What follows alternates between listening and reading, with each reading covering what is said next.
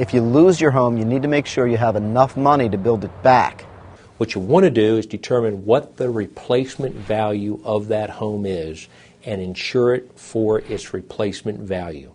If it's a 30-year-old home, you want a replacement value equal to what it would cost you today to rebuild a dwelling of like kind and quality. So replacement cost is the valuation that you want to make sure is on your policy. If all you're insured for is the actual cash value of your house today, the chances are pretty good you're not going to have the cash to get back into your house should you ever lose it.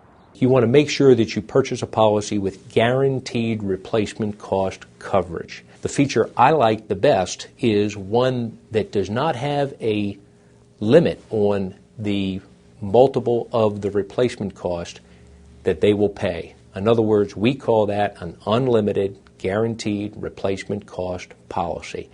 That is your premier coverage and one that we would recommend. If your homeowner's insurance company is not guaranteeing you enough funds to rebuild your house, then you need to upgrade coverage.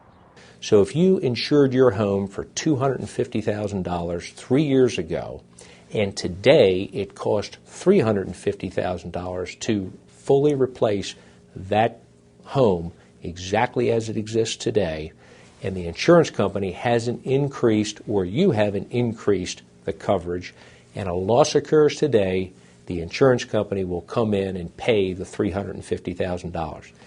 The only condition there is that you have the proper guaranteed replacement cost endorsement on your policy.